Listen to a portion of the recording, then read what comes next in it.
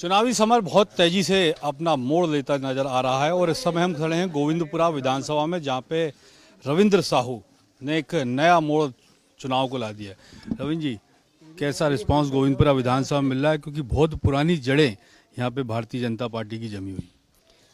देखिए, किसी भी नींव जब डाली जाती है, मजबूत होती है, उस पर मकान बनाना आसान होता है। तो आपने बोला जड़ें मजबूत थी, लेकिन वो खोखली हो चुकी है, क्योंकि 43 साल में कितनी भी मजबूत जड़ें खोखली होना तय है, क्योंकि आपने उनको सही से सींचा नहीं। मेरा ये मानना है कि अब हम यहाँ नई नींव तैयार कर रहे हैं और इतनी मजबूत नींव तैयार कर रहे हैं।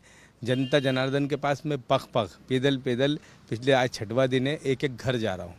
हम रोज़ 20 किलोमीटर पैदल चल रहे हैं, 18 से 20 किलोमीटर पैदल चल के एक एक दरवाज़ा नॉक कर रहे हैं। अभी हम शीतल सिटी में गए थे, 10 मंजिल थी, हमने 22 मिनट में पूरी करी।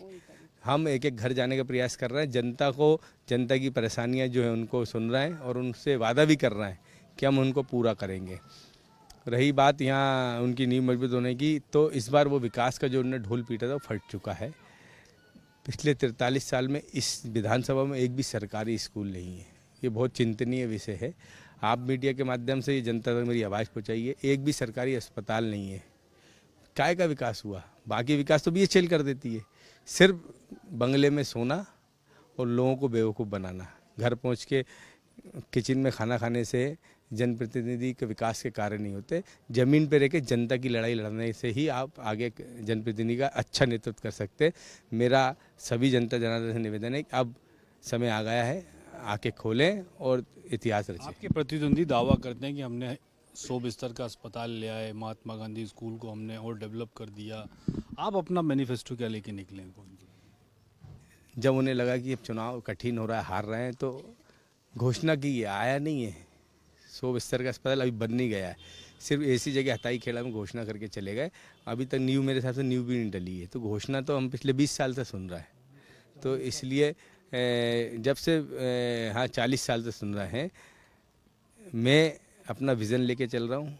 कांग्रेस पार्टी सरकार बन ही रही है और सरकार के साथ साथ कभी जनता मुझे भी जनादेश देती है इस क्षेत्र में, तो मैं जनता से वादा करता हूँ कि जो 43 साल में नहीं हुआ वो मैं 5 साल में करके दिखाऊंगा।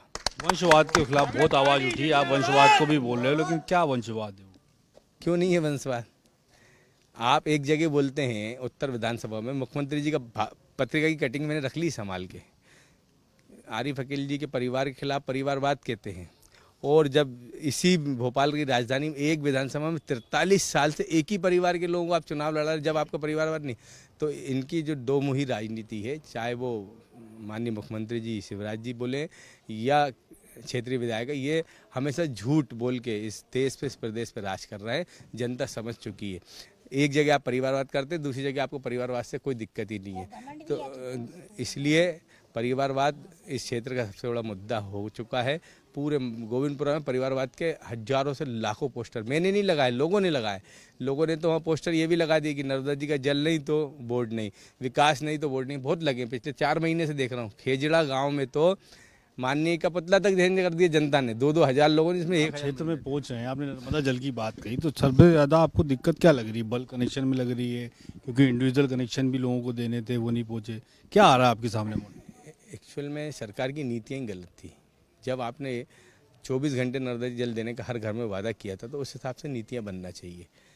50% की सरकार है, कमीशन बेस पे पूरा खेल चल रहा है। खूब सारा कमीशन लिया जाता है सरकारी तंत्र में, उस वजह से वैसी नीतियाँ बना लेती है जिससे पैसा खाया जाए।